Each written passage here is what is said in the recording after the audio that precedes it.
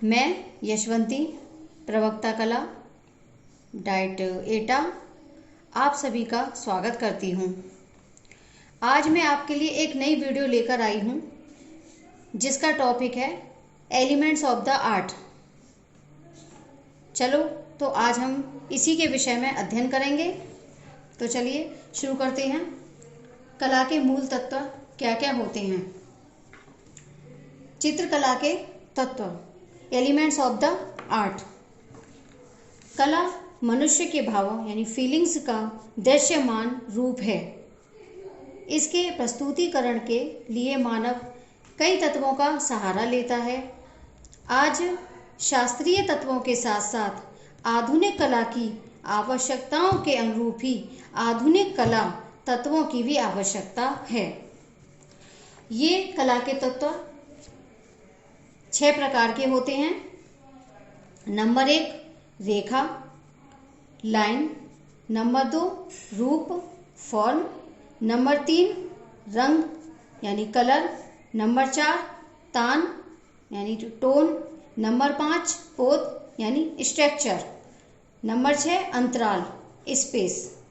ये कला के 6 मुख्य तत्व होते हैं जिनके बिना कला में चित्र का हम कोई भी चीज़ बनाते हैं तो वह इनकी ज़रूरत इसमें पड़ती है। नंबर 1 रेखा यानी कि लाइन।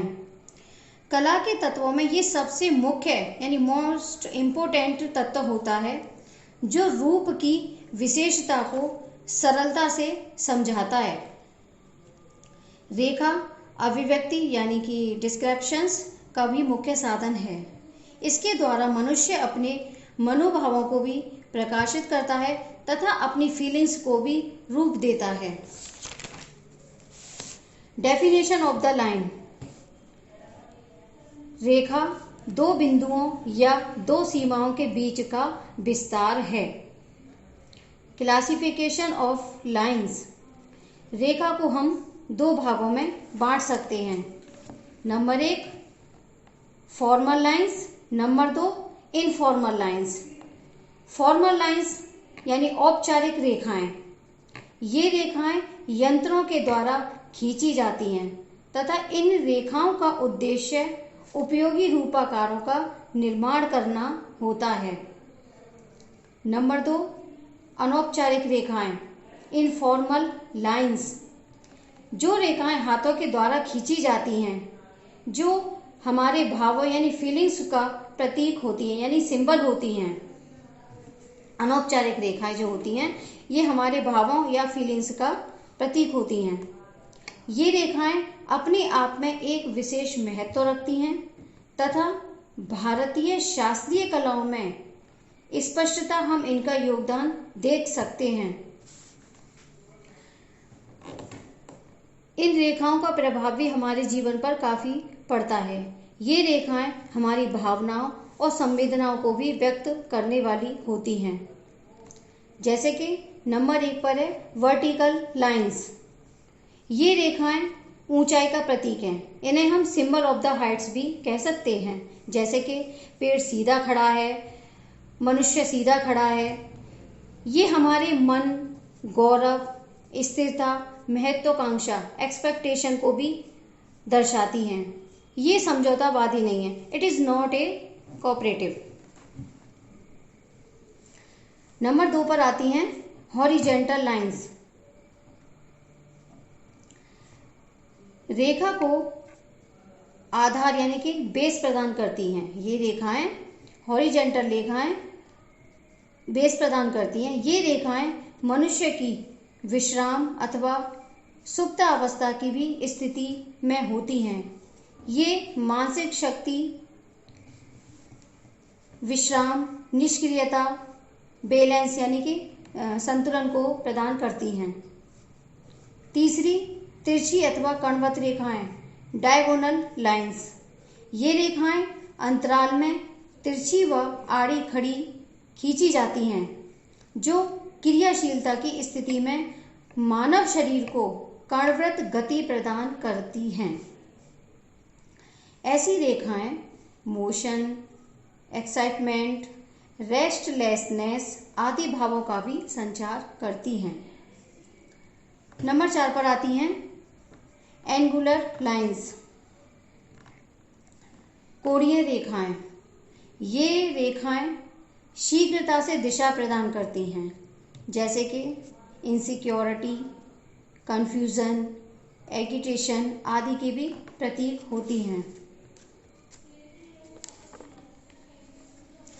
अब आगे हम बात करते हैं, नंबर 5 पर आती हैं प्रवाही रेखाएं, रिदमिकल लाइंस। ये लयात्मक व प्रवाहयुक्त रेखाएं होती हैं। ये रेखाएं मूवमेंट्स, चार्म, ग्रेस आदि भावों को भी एक्सपोज करती हैं या फीलिंग्स ऑफ द एक्सपोज करती हैं। ये आगे हम देखते हैं, ये रेखाएं बहुत ही महत्वपूर्ण होती हैं, यानी कि कला रचना का मुख्य आधार रेखाएं होती हैं। कला शिक्षा के अंतर्गत विद्यार्थियों को इनका प्रयोग करते हुए अंकन करना चाहिए, क्योंकि इनके बिना आप रेखाओं के बिना आप अंकन नहीं कर सकते हैं।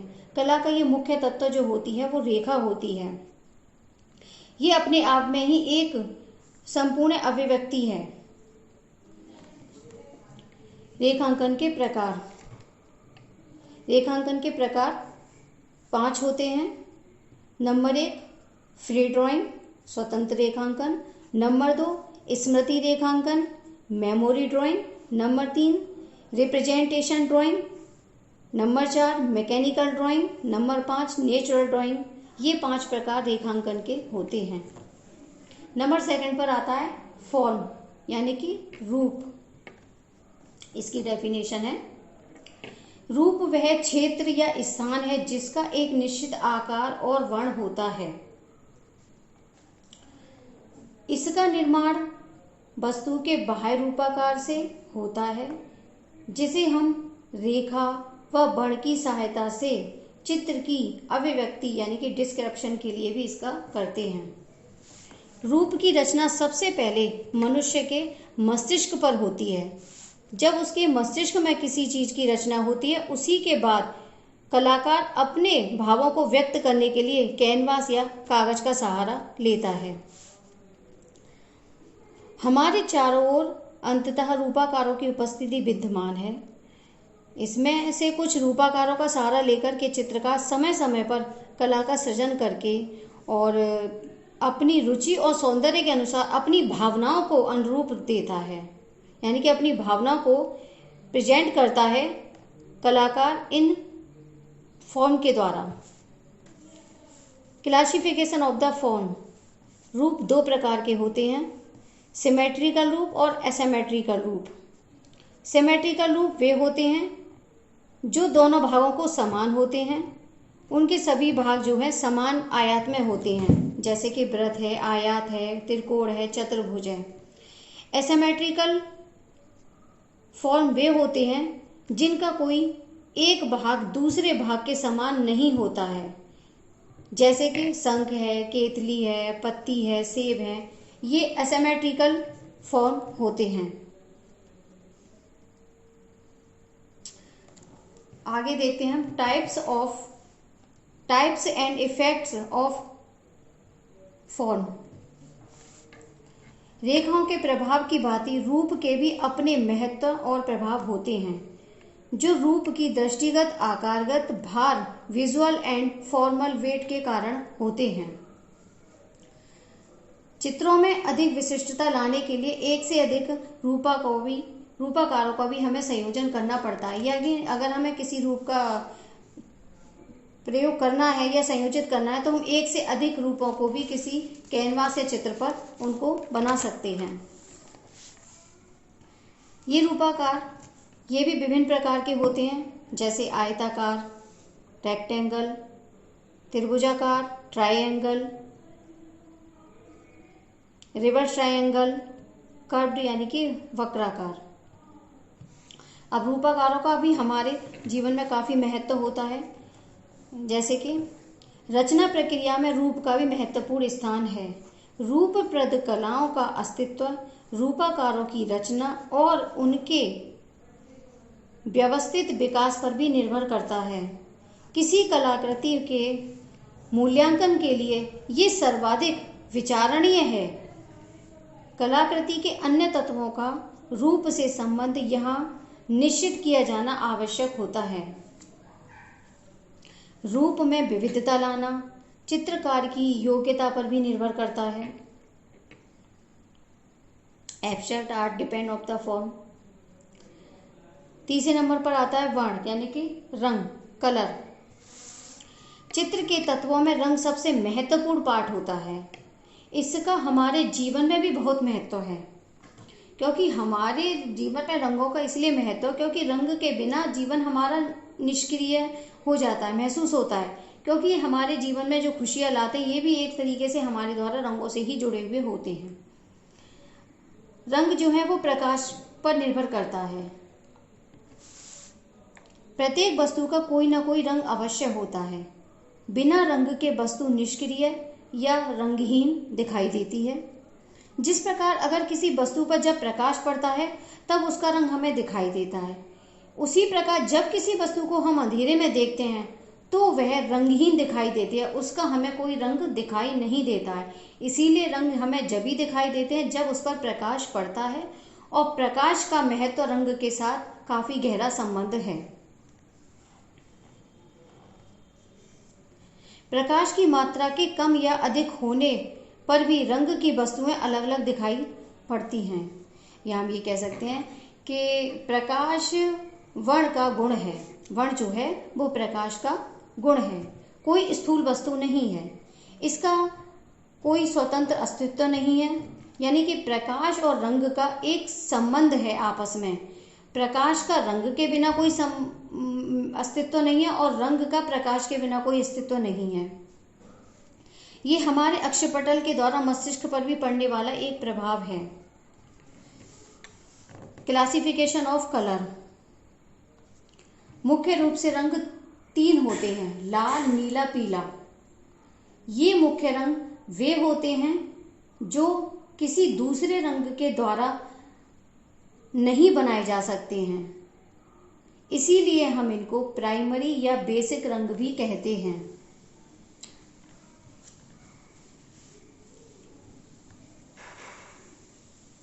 हमारे जीवन में भी इन रंगों का काफी गहरा प्रभाव पड़ता है।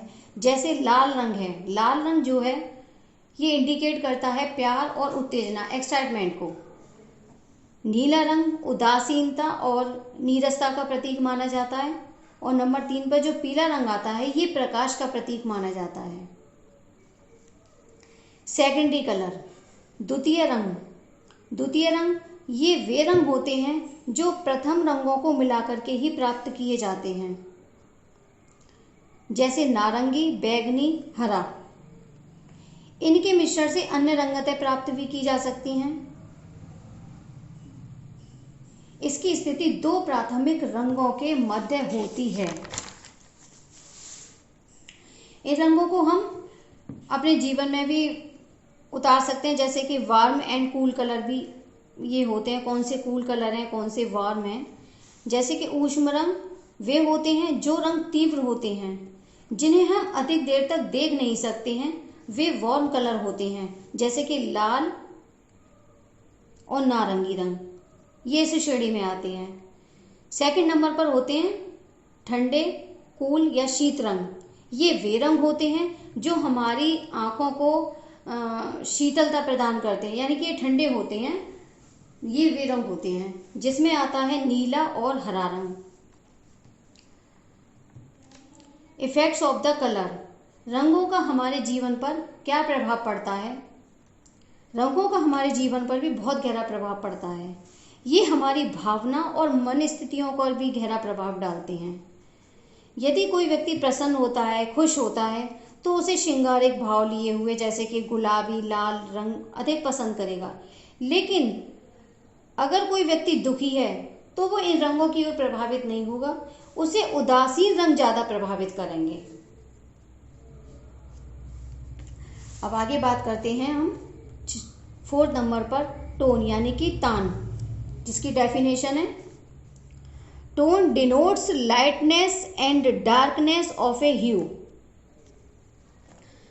तान रंगत के हल्केपन और गहरेपन का द्योतक है। ये हमारी डेफिनेशन है तान रंगत के हल्केपन और गहरेपन का घोतक है, जो किसी भी वर्ण में सफ़ेद और काले रंग की भी घोतक है। वर्ण यानी कि सफ़ेद रंग मिलाने से जो हल्की तानें प्राप्त होती हैं, इसे हम टिंट यानी कि आभा भी कहते हैं। तान को हम 3 भागों में बांट सकते हैं।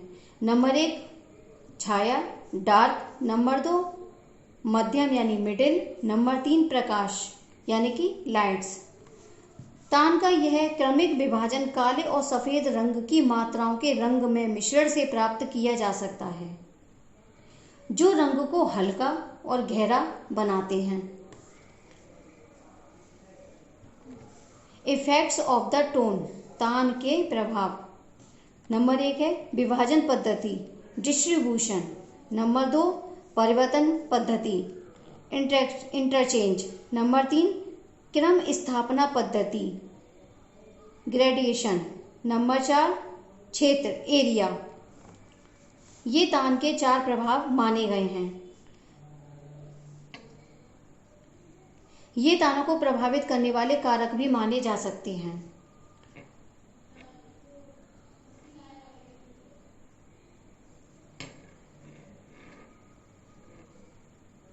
यह चित्रतल द्विआयामी यानी 2 डायमेंशनल होता है, परंतु तान का प्रयोग करके हम इसको जो है त्रिआयामी यानी कि 3 डायमेंशनल प्रभाव भी उत्पन्न कर सकते हैं। तान का इसीलिए प्रयोग किया जाता है, इनका महत्व इसीलिए है क्योंकि अगर कोई चित्रतल उसके 2 भाग दिखाई दे रहे हैं तो हम उस पर इसका तान का प्रयोग करके हम उसे 3 रूपों में उसको डिवाइड करके उस पर 3 डायमेंशन में भी उसको दिखा सकते हैं। चित्रकार अपनी कुशलता से तान के प्रभाव को उत्पन्न करके चित्र में जो एक रास्ता जो आती है उसको भी तोड़ सकता है।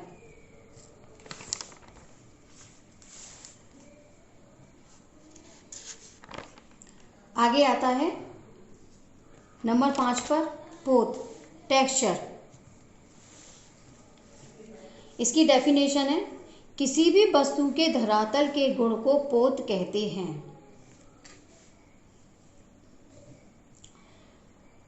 पदार्थ पत्थर उनके रंग तथा रूप एवं स्पर्श ज्ञान होते हैं जो छूने और देखने से एक ही प्रकार की अनुभूति यानी फीलिंग्स महसूस कराते हैं। क्लासिफिकेशन ऑफ द टेक्सचर, पोत का वर्गीकरण। यहाँ पर हम इनको 3 भागों में बांट सकते हैं। नंबर 1 प्राकृतिक पोत नेचुरल टेक्सचर, नंबर 2 अनुकृत पोत कॉपीड टेक्सचर, नंबर 3 सृजित पोत क्रिएटेड टेक्सचर। ये 3 प्रकार के टेक्सचर होते हैं जिनको चित्रों को बनाने में इनका प्रयोग किया जाता है। अब पोत का महत्व क्या होता है, इनका इम्पोर्टेंस ऑफ द टेक्सचर क्या है। पोत का चित्रकला के तत्वों रेखा रूप रंग आदि के समान ही महत्वपूर्ण होते हैं। आधुनिक कलाकार कला रचना में पोत टेक्सचर का प्रयोग अधिक से अधिक करते हैं क्योंकि आधुनिक कलाकारों ने पोत के महत्व को समझ आया है। वो अपनी रचनाओं में अधिक सौंदर्यात्मक गुण प्रदान करने के लिए पोत की जो विविधता होती है उसको अपनाया जाता है। जैसे कि इसके उदाहरण हम देते हैं भवन निर्माण और मूर्तिकला एसेट्रा। नंबर 6 पर आता है अंतराल। चित्र के तत्वों में अंतराल वह तत्व है जो रूप यानी कि फॉर्म का आधार है। अंतराल के अभाव में संयोजन की कल्पना भी असंभव होती है, इम्पॉसिबल है। चित्र के जो तत्व हैं उसमें अंतराल सबसे most important parts of the drawing होता है। जैसे कि व्यापक अर्थ में अगर हम कह सकते हैं कि अंतराल चित्र का वह तत्व है जो प्रत्येक रूपाकार एवं तत्वों को अपने में समाहित करता है। इसकी डेफिनेशन है चित्र के अंतर्गत द्विआयामी चित्रभूमि ही अंतराल कहलाती है, यानी कि द्विआयामी जो चित्रभूमि है वह अंतराल कहलाती है। चित्रकार इस पर रूप का निर्माण करता है, यानी ये जो इसका अंतराल स्पेस क्षेत्र है इस पर रूप का वो निर्माण करता है। कलाकृति का अंतराल से सीधा संबंध होता है क्योंकि जब स्पेस नहीं होगा तो वो कलाकृति किस पर बनाई जाएगी। जैसे कि इसका संबंध कलाकार की अनुभूति से भी है। चित्र बनाने से पहले कलाकार अपने अंतराल का विभाजन करता है। अगर किसी चित्र की रचना कर रहा है तो वो सबसे पहले अपने अंतराल का विभाजन करेगा। चित्र भूमि में अंतराल चित्रकार को रेखा, रूप, वर्ण को आधार प्रदान करती है। वैसे तो अंतराल ही रचना का आधार यानी कि बेस होता है। अंतराल जो है वो किसी चित्र की जब रचना करते हैं तो उसका आधार जो होता है बेस है अंतराल। अंतराल का वर्गीकरण, क्लासिफिकेशन ऑफ स्पेस, इसके हम दो भागों में बांट सकते हैं। नंबर 1 सक्रिय अंतराल यानी कि पॉजिटिव स्पेस, नंबर 2 सहायक अंतराल यानी कि नेगेटिव स्पेस। स्पेस डिवीजन यानी कि अंतराल का विभाजन। नंबर 1 सम विभाजन, फॉर्मल डिवीजन। नंबर 2 असम विभाजन, इनफॉर्मल डिवीजन। चलो इसके बारे में हम बताते हैं आगे। सम विभाजन को हम चारों ओर से एक समान रूप में विभाजित कर सकते हैं, लेकिन असम विभाजन जो है वो कलाकार स्वतंत्र पूर्वक अपना संयोजन करता है। इसमें सम विभाजन में अगर किसी चीज को डिवाइडेशन करेगा तो उसे चारों ओर से एक समान दिखाना पड़ता है, लेकिन जब कलाकार स्वतंत्र रूप से किसी कलाकृति का निर्माण करता है तो वह उसमें असम विभाजन यानी इनफॉर्मल डिवीजन का प्रयोग करता है। इसका महत्व, इम्पोर्टेंस ऑफ द स्पेस, अंतराल का महत्व। अंतराल समस्त कला तत्वों का आधार यानी बेस होता है। अंतराल के अभाव में संयोजन की कल्पना करना भी असंभव है। अपने विचारों को मूर्त रूप देने के लिए किसी बाह्य धरातल की आवश्यकता होती है। ये जो धरातल है यही अंतराल होता है। प्रत्येक कलाकृति रूपाकारों के अंतराल में संयोजित होने से प्राप्त की हुई स्थिति है।